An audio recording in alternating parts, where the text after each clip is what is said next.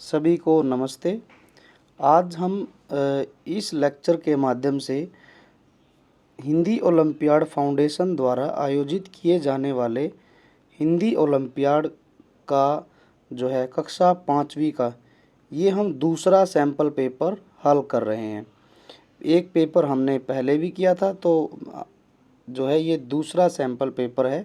इसमें थोड़े से क्वेश्चन अलग लेवल के पूछे गए हैं, तो हम इसको भी सॉल्व करके देखेंगे और हम देखेंगे कि हमारी तैयारी अब और कितनी सुधार जो है तैयारी में हुआ है वो भी हमें पता चल जाएगा। और यदि कोई ज़रूरत लगती है तो हम उसको और भी सुधार करेंगे और भी पढ़ेंगे और तैयारी को मजबूत करेंगे। चलिए शुरू करते हैं बिना देरी किए।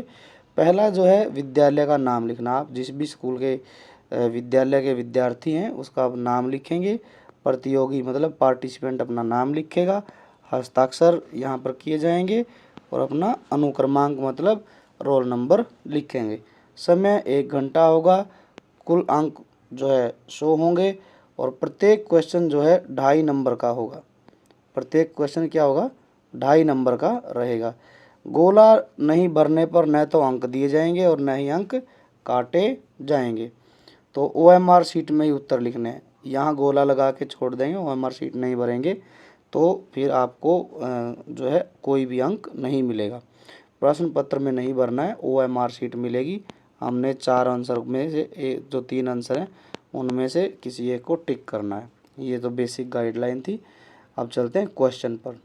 पहला क्वेश्चन दिया गया, वाक्य में भेद कितने आधार पर होते हैं। वाक्य के जो भेद होते हैं ये पूछा गया है और वाक्य के जो भेद होते हैं वो 2 प्रकार के होते हैं। पहला होता है अर्थ के आधार पर, अर्थ के आधार पर, और दूसरा होता है रचना के आधार पर, रचना के आधार पर। अब रचना के आधार पर भी आगे भेद होते हैं, ठीक है। अर्थ के आधार पर 8 होते हैं और रचना के आधार पर 3 होते हैं। सरल वाक्य, संयुक्त वाक्य और मिश्र वाक्य। सरल वाक्य, संयुक्त वाक्य और मिश्र वाक्य, ये जो है 3 भेद होते हैं।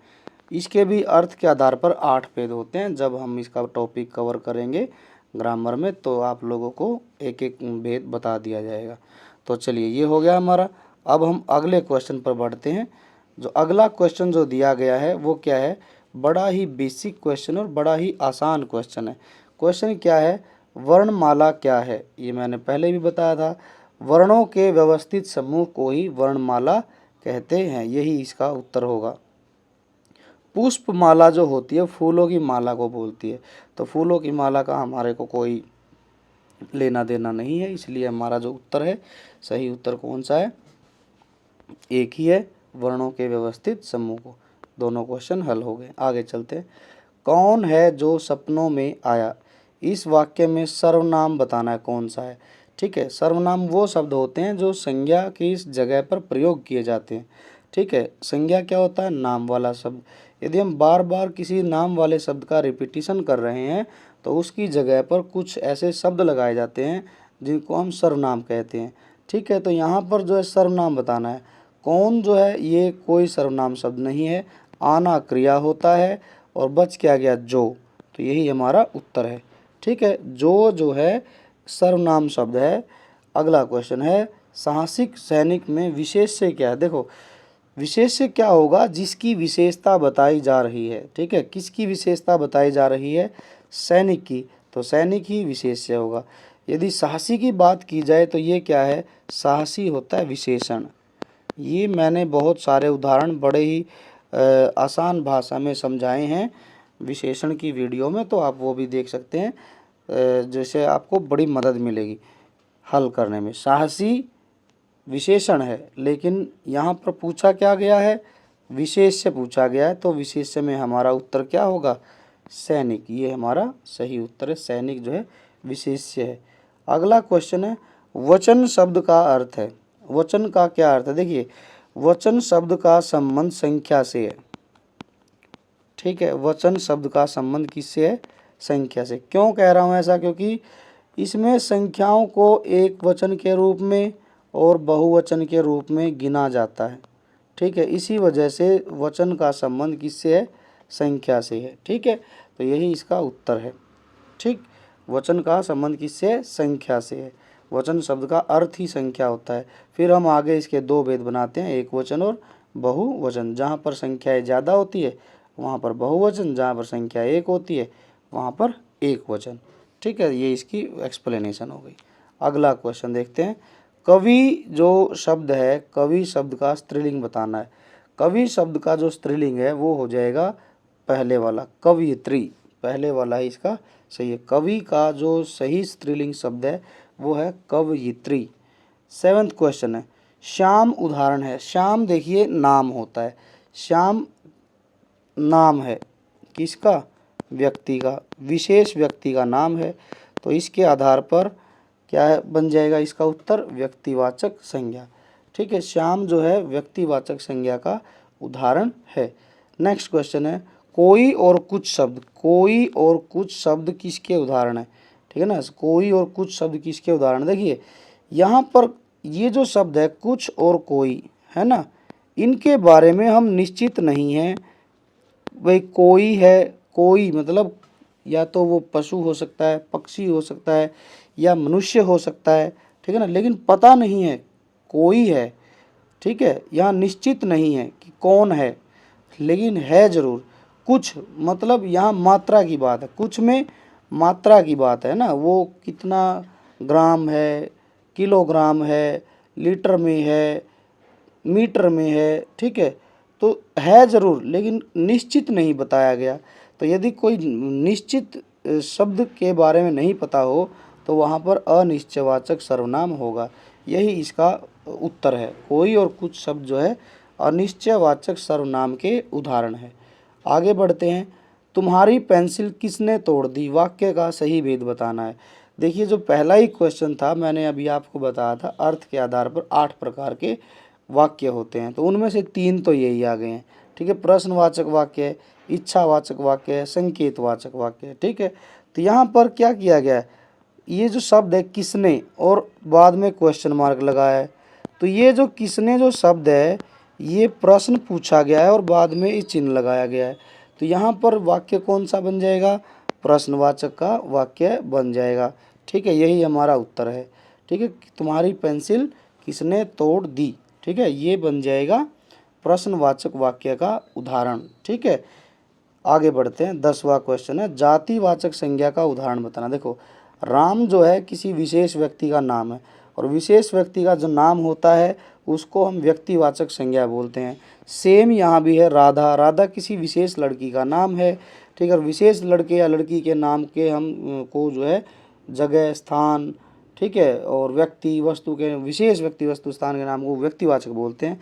ये लड़की का नाम, ये लड़के का नाम, तो ये दोनों व्यक्तिवाचक के उदाहरण हैं। बच क्या गया? बच्चा। बच्चा ही इसका सही उत्तर होगा। बच्चा शब्द जो है जातिवाचक उदाहरण, जातिवाचक संज्ञा का उदाहरण है। आगे बढ़ते हैं। कांच शब्द में प्रयुक्त हुआ है। कांच जो शब्द है यहाँ पर ऊपर लगाया गया है इस तरीके से। ये जो चिन्ह यूज हुआ है, ठीक है, जो है इसके बारे में बताना है। विसर्ग है, अनुनासिक है, अनुस्वार है। ठीक है, एक बिंदी सी लगती है उसको तो बोलते हैं हम अनुस्वार। ठीक है, लेकिन ये जो है इसका अपना नाम है, इसको बोलते हैं हम अनुनासिक। और विसर्ग क्या होते हैं? विसर्ग इस प्रकार से लगते हैं। तो यहाँ पर हमने बताना है चंद्र बिंदु। चंद्र बिंदु का सही जो नाम है अनुनासिक है। तो इसका सही उत्तर क्या होगा? सही उत्तर होगा अनुनासिक। आगे बढ़ते हैं। वचन कितने प्रकार के होते हैं? ये अभी थोड़ी देर पहले ही बताया। ठीक है, वचन 2 प्रकार के होते हैं, एक वचन और बहुवचन। एक वचन और बहुवचन, तो इसका उत्तर होगा 2। आगे बढ़ते हैं। नेक्स्ट क्वेश्चन है, उसकी लिखाई बहुत सुंदर है।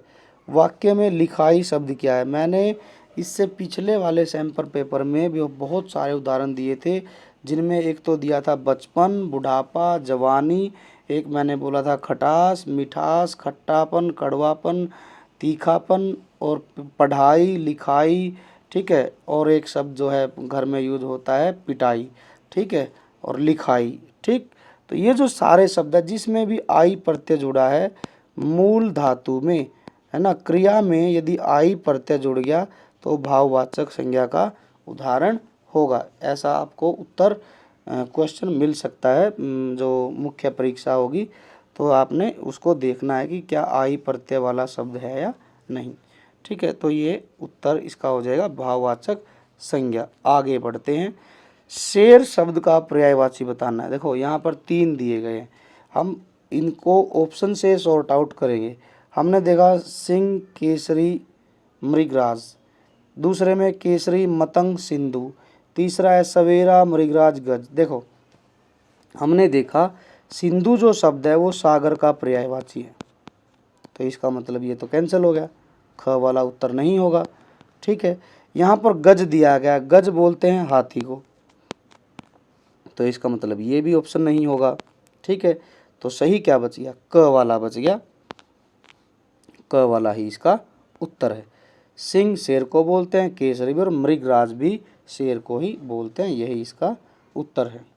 बाहर कौन आया है उचित सर्वनाम का भेद है। बाहर कौन आया है, आपने देखा है क्वेश्चन पूछा गया है ना, तो जिसमें क्वेश्चन पूछ लिया सर्वनाम कौन सा हो जाएगा, प्रश्नवाचक सर्वनाम हो जाएगा। बाहर कौन आया है, कौन जो शब्द है वो भी प्रश्न पूछने के लिए ही यूज हुआ करता है। ठीक है, तो इसीलिए इसमें प्रश्नवाचक सर्वनाम का प्रयोग होगा। आगे चलते हैं। घोड़े बेचकर सोना का सही अर्थ क्या होता है। थक कर सोना नहीं, धोखा देना नहीं, क्या हो जाएगा, निश्चिंत होना। घोड़े बेचकर सोना निश्चिंत होना, इसका वाक्य में प्रयोग करके देखें तो राम परीक्षा जो है देने के बाद घोड़े बेचकर सोता है, मतलब निश्चिंत हो जाता है एग्ज़ाम देने के बाद में। ठीक है, आगे है मैंने कई किताबें व घड़ी खरीदी में, इस वाक्य में सर्वनाम शब्द है, कौन सा है। ठीक है, नई जो है, नई तो इसमें दे ही नहीं रखा शब्द, है ना, तो ये तो वैसे ही कट गया। मैंने, ठीक है, और खरीदी, खरीदी जो है काम वाला शब्द होता है, क्रिया होता है, तो क्रिया भी नहीं है, तो बच क्या गया, मैंने। ठीक है, मैंने ही इसका उत्तर होगा। ठीक है, तो ये भी हमने देख लिया है, मैंने इसका सही आंसर है, सर्वनाम शब्द जो है मैंने ही है। वाल्मीकि जी ने रामायण लिखी है, वाल्मीकि जी ने रामायण लिखी है, इस वाक्य में कौन सा चिन्ह प्रयोग हुआ है। देखो ऐसे लगे हुए हैं, ऐसे करके 2 चिन्ह लगे हुए हैं, एक इधर एक इधर, इनको बोलते हैं उद्धरण चिन्ह, उद्धरण चिन्ह।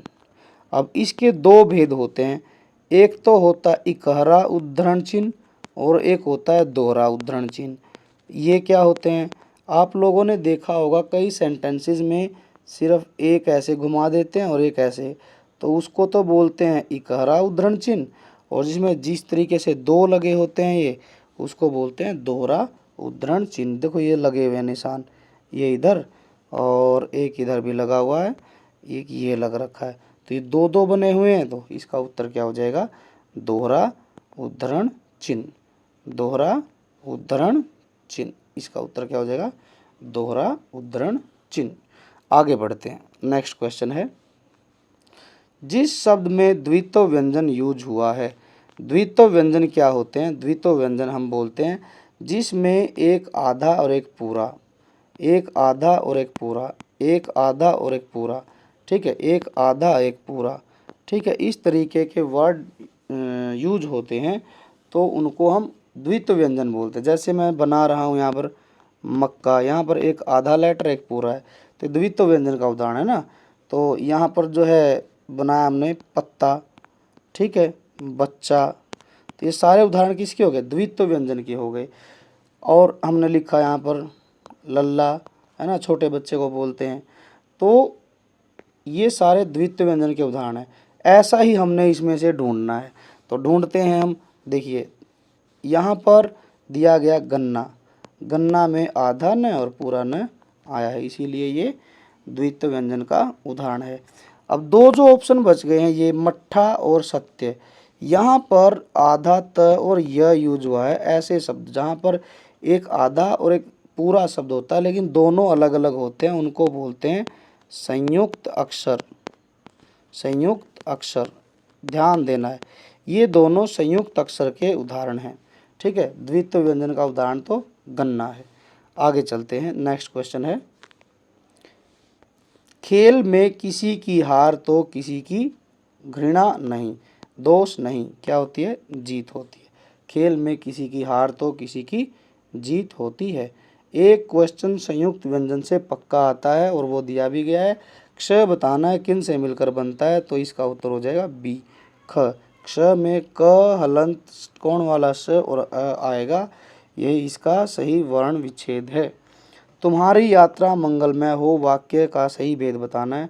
इसमें इच्छा जाहिर की गई है। ठीक है, इसमें क्या जाहिर की गई है, इच्छा जाहिर की गई है, तो इसलिए ये वाक्य बन जाएगा इच्छावाचक। यदि प्रश्न पूछा जाता तो प्रश्नवाचक बन जाता है, लेकिन यहाँ तो इच्छा है। क्या इच्छा है कि तुम्हारी यात्रा मंगलमय हो, इस तरीके की हमने इच्छा जाहिर की है। इसके और भी उदाहरण, जैसे हम कई बार बोलते हैं कि आप जो है आपका दिन शुभ हो, ठीक है ना, भगवान आपका कल्याण करे, है ना, ईश्वर करे तुम स्वस्थ हो जाओ, ईश्वर तुम्हें लंबी आयु प्रदान करे, है ना। तो इस तरीके के जो शब्द होते हैं जिनमें हम अपनी तरफ से विश मांग रहे हैं किसी दूसरे के लिए, है ना, तो उनको हम इच्छावाचक वाक्य बोलेंगे। इसका सही आंसर इच्छावाचक वाक्य है। उल्लू बनाना का अर्थ क्या होगा, ये मुहावरा होता है। उल्लू बनाना मतलब मूर्ख बनाना। ठीक है, उल्लू बनाना मतलब मूर्ख बनाना। यहाँ पर तो मुहावरा ही दिया गया, छक्के छुड़ाना ये नहीं होगा। बाकी इसका जो अर्थ होता है, छक्के छुड़ाना का मतलब होता है बुरी तरह से हराना। ठीक है, सेवक शब्द का सही स्त्रीलिंग बताना है। सेवक का स्त्रीलिंग होता है सेविका। ज्येष्ठ के बाद माह आता है, माह का मतलब होता है महीना। हिंदू कैलेंडर के अनुसार पूछा है, ज्येष्ठ महीने के बाद आषाढ़ आता है और आषाढ़ के बाद सावन आता है। ठीक है, ये कर्म बना होता है, तो हमारा उत्तर क्या है, ज्येष्ठ। ये ज्येष्ठ के बाद कौन सा महीना आएगा, आषाढ़ का। विवेक बहुत बुद्धिमान है। विवेक कैसा बच्चा है, बुद्धिमान। इसमें बुद्धिमान बताना है क्या है, बुद्धिमान परिमाणवाचक है, गुणवाचक है, संख्यावाचक। देखो, विवेक का गुण है, विवेक का गुण क्या है, वो बुद्धिमान है ना, बुद्धिमान है, इंटेलिजेंट है। तो ये उत्तर क्या हो जाएगा इसका, ख अंतर उत्तर हो जाएगा, गुणवाचक विशेषण। विवेक कैसा बच्चा है, बुद्धिमान, और वो उसका गुण है, तो इसी के आधार पर इसका आंसर होगा गुणवाचक विशेषण।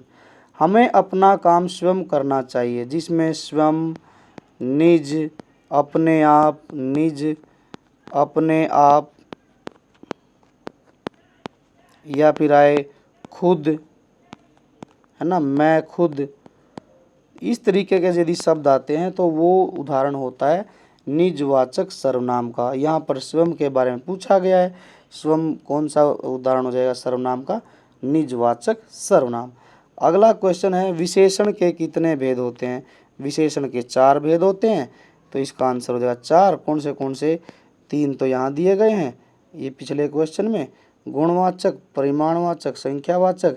एक और बच जाता है, वो मैं बता देता हूँ, सार्वनामिक विशेषण। सार्वनामिक विशेषण इसका चौथा भाग होता है, तो इसका आंसर हो जाएगा, विशेषण के 4 भाग होते हैं। कविता ने भरतनाट्यम की प्रस्तुति देकर कार्यक्रम में क्या लगा दिए, 4 चांद लगा दिए। मतलब भरतनाट्यम की प्रस्तुति देकर 4 चांद लगाना का मतलब होता है रौनक लगाना। ठीक है, यही इसका उत्तर है, 4 चांद लगा दिए। मक्खन शब्द में प्रयुक्त हुआ, अभी जस्ट पीछे क्वेश्चन में बताया था, जैसे ऐसे शब्द जिनमें आधा और फिर पूरा शब्द हो, वो वर्ण होता है, तो उनको संयुक्त अक्षर बोलते हैं। ठीक है, तो यहाँ पर आधा क और ख आया है, तो इसीलिए ये संयुक्त अक्षर वाला शब्द बन जाएगा। इससे नेक्स्ट जो क्वेश्चन है वो है, अंगूरों का ढेर मेज पर रखा है। ठीक है, अंगूरों का ढेर को क्या बोलते हैं, ठीक है ना, तो उसको बोलते हैं गुच्छा, बंच भी बोलते हैं। हिंदी में गुच्छा कहेंगे और अंग्रेजी भाषा में बंच कहेंगे। अब आगे है, रुपया का बहुवचन। देखो, रुपया जो है इसमें छोटा ऊ यूज हुआ है। जिनको पता नहीं होता है या मिस्टेक्स करते हैं, बताया नहीं गया है, वो इसको बंद कर देते हैं ऊ की मात्रा को, और वहीं वो गलत हो जाएगा, उसका उच्चारण हो जाएगा रुपया। ठीक है, तो ये गलत है। सही वाला क्या है? रुपया। इसका बहुवचन क्या होगा? इसका बहुवचन होगा रुपये। तो इसका उत्तर हो जाएगा क, रुपये। ठीक है, रुपए नहीं होगा, ये भी नहीं होगा, ये भी नहीं होगा। तो सही क्या उत्तर होगा? रुपये। आगे चलते हैं। जय जवान जय किसान का नारा किसने दिया था? लाल बहादुर शास्त्री जी ने। हमारे प्रधानमंत्री जी थे ये, इन्होंने जय जवान जय किसान का नारा दिया था। सुभाष चंद्र बोस ने जो नारा दिया था वो था तुम मुझे खून दो मैं तुझे आज़ादी दूंगा। तुम मुझे खून दो वाला जो नारा था, ठीक है, वो दिया था सुभाष चंद्र बोस जी ने। अगला क्वेश्चन है ये जोड़ना है, स और न, तो इसका उत्तर क्या हो जाएगा? प्रश्न। ये हमारा सही उत्तर है। ये वर्ण विच्छेद दिया गया, इनको वर्ण संयोजन करना है तो शब्द बनेगा प्रश्न। अगला क्वेश्चन महा आसान क्वेश्चन है, महा आसान क्वेश्चन है। क्या है? कितने व्यंजन होते हैं हिंदी वर्णमाला में? तो इसका उत्तर होता है 33। 11 तो स्वर होते हैं, 11 तो स्वर होते हैं, 2 अयोगवाह होते हैं और 4 संयुक्त व्यंजन होते हैं। लेकिन क्या पूछा गया है? क्या पूछा गया है? व्यंजन पूछा गया, तो व्यंजन हमारे 33 होते हैं। आगे बढ़ते हैं। पैसेज दिया गया है, निम्नलिखित शब्दों को पढ़कर दिए गए पूछे गए प्रश्नों के उत्तर देने हैं। पढ़ते हैं पैसेज। पैसेज में क्या कहा गया है? अंशुल और हरीश जो है दोनों पतंग उड़ा रहे हैं। हरीश का पतंग में लाल और पीली धारियां हैं, अंशुल का पतंग नीला है। मैदान में कुछ और बच्चे गेंद से खेलने आए। रमेश ने अंशुल से पूछा, तुम हरीश की पतंग के साथ पेंच लड़ाओगे? सब बच्चे बोल उठे, हाँ हाँ, तुम दोनों पेंच लड़ाओ। हरीश बोला, अभी मेरी पतंग बहुत ऊपर है, मेरी पतंग कट जाएगी, मेरी सारी डोर चली जाएगी। सब लड़के बोल उठे, डरपोक डरपोक, पेंच लड़ाने से डरता है। दोनों पतंगे हवा के झोंके से आपस में लड़ गई। बच्चों ने शोर मचाया, पेंच लड़ गए, पेंच लड़ गए। अंशुल ने उसी समय डोर को ढील दी। वह बोला, वह काटा। हरीश के हाथ से डोर भी ढीली पड़ गई। लाल पीली धारी वाली पतंग नीचे आने लगी। सब बच्चे पतंग के पीछे भागे। लूटो लूटो पतंग लूटो। तो इस सारी कहानी में पतंग ही मुख्य केंद्र है। ठीक है, पतंग ही मेन जो है भूमिका निभा रहा है इस पूरे गद्यांश में। अब हम देखते हैं क्वेश्चन। पतंग कौन उड़ा रहा है? पतंग उड़ा रहे हैं एक अंशुल और एक हरीश। देखते हैं दोनों कहाँ दिए गए हैं, हरीश और अंशुल। इसका ख उत्तर हो जाएगा। अंशुल की पतंग कैसे रंग की थी? ये लिखा गया अंशुल की पतंग नीले रंग की थी, तो इसका उत्तर हो जाएगा नीले रंग की। कुछ बच्चे मैदान में क्या करने आए थे? कुछ बच्चे गेंद से खेलने आए थे, तो इसका उत्तर क्या हो जाएगा? पतंग उड़ाने नहीं, क्रिकेट खेलने नहीं, तो किससे खेलने आए थे? गेंद से खेलने आए थे। ये इसका सही उत्तर है। कौन सी पतंग नीचे गिरी थी? इसमें लिखा गया है लाल पीली धारी वाली पतंग नीचे आने लगी, तो इसका उत्तर क्या हो जाएगा? लाल पीली धारी वाली पतंग नीचे आने लगी। गद्यांश के लिए उपयुक्त शीर्षक चुनना है, टाइटल देना है। क्या देना है? टाइटल। तो वो क्या होगा? पतंग। क्यों कह रहा हूँ ऐसा? क्योंकि सारे के सारे पैसेज में पतंग के ही ऊपर जोर दिया गया है। बच्चे पतंग उड़ा रहे हैं, बच्चे पतंग को काट रहे हैं, पतंग के पीछे भाग रहे हैं। ठीक है, तो इस तरीके से इसका शीर्षक हम देंगे पतंग। तो ये थे हमारे 40 क्वेश्चन। इसमें इन क्वेश्चनों में थोड़ा सा 2-4 क्वेश्चन बड़े अच्छे आए हैं। आप अपनी तैयारी को उसी हिसाब से रखेंगे और खूब सारी मेहनत करेंगे। ऐसे ही पेपर्स की प्रैक्टिस करते रहेंगे और जितने ज़्यादा क्वेश्चन सॉल्व करेंगे उसी के हिसाब से आपकी तैयारी और भी मजबूत होती जाएगी। और मैं उम्मीद भी करूँगा कि आप लोग अपनी तैयारी को बहुत मजबूती दे रहे होंगे। चलिए मिलेंगे फिर किसी नए सैम्पल पेपर के साथ। तब तक के लिए बाय बाय, धन्यवाद।